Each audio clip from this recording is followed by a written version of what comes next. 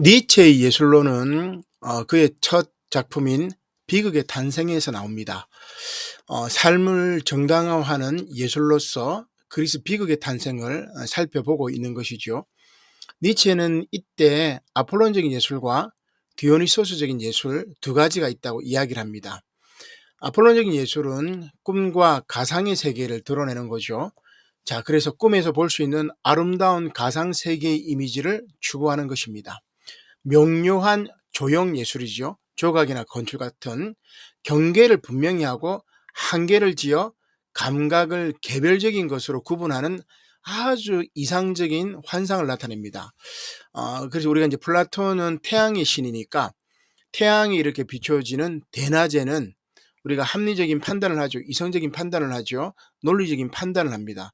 프로이드로 치면은 현실 원칙이 지배하는 의식의 세계라고 할 수가 있습니다. 자, 그러나 태양이 저물고 밤이 되면 포도주 한 잔 걸치게 되면 디오니소스 신이 깨어나게 되는 거죠. 그래서 디오니소스적인 예술은 프로이드로 치면은 쾌락의 원칙이라고 할 수가 있습니다. 무의식의 영역이라고 볼 수가 있겠죠. 그래서 니체에게 디오니소스적인 예술은 도취와 열정의 세계라고 볼 수가 있습니다. 디오니소스적 예술은 내부에 끌어넘치는 도취의 힘을 표현하기 때문에 그렇죠. 자, 이것은 아폴론적인 예술이 경계를 분명히 해가지고 개별적인 것으로 이렇게 구분한 것이라면 디오니소적인 예술은 개별성을 넘어서 모두가 하나가 되는 경험을 추구합니다. 자연과의 합일, 본능적 감정의 표출이 바로 이 디오니소스적인 예술이라고 이야기를 할 수가 있죠. 자, 여기도 이제 그림을 이렇게 보면은 북으로의 바쿠스의 젊음입니다. 바쿠스는 디오니소스의 라틴어, 즉 로마식 이름이지요. 여기서 이제 바카스가 등장합니다. 선배 피곤하시죠, 뭐 그런 거. 자, 이 북으로의 바쿠스의 젊음을 보면은 디오니소스 축제 때 많은 사람들이 포도주를 한 잔 먹고 춤을 추는 장면입니다. 자, 그런데 춤을 추는데 그림을 자세히 보면은 사람들이 발꿈치를 이렇게 들고 있어요. 자, 여러분, 술을 이렇게 술 한잔하고 술 취했을 때 전봇대가 갑자기 얼굴에 다가오죠. 아니면 바닥이 갑자기 얼굴에 다가옵니다. 나는 가만히 있는데. 자, 그렇게 이제 볼 수 있는데 우리가 술을 취하면은 발꿈치를 들고 걸을 수가 없어요. 이렇게. 그죠?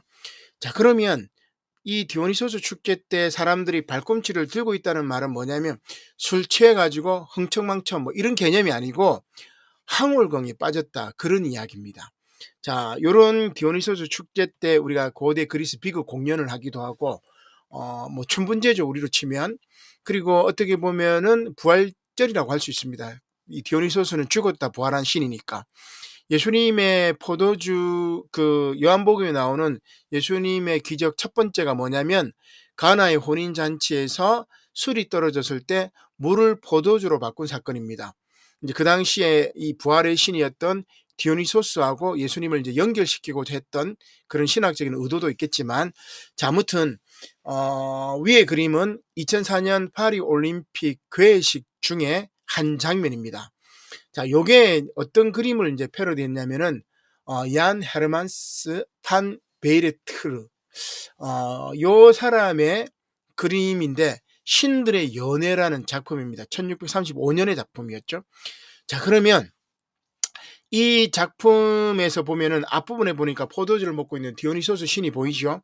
자, 그 뒤에 보면은 이렇게 후광이 있는 태양신 누구냐면은 뭡니까, 아폴론입니다. 삼지창을 들고 있는 포세이돈도 보이고, 자, 여기 앞에 보면은 이제 군모를 쓰고 있는 아레스도 보이죠. 자, 그 옆에 보면은 또 저기 아프로디테 여신이 보이고, 그 옆에 보면 에로스 큐피드가 있죠. 어린아이 모습. 자, 지금 요 모습을 패러디해 가지고 2024년 파리 올림픽 개회식에 사용했었는데, 이 당시 이제 난리가 났죠. 요게 레오나르도 다빈치의 최후의 만찬을 패러디해 가지고 신성 모독이다, 뭐 그런 이야기를 하는데, 이 헤르만스의 작품을 모르니까 이제 그런 이야기를 한 것 같아요.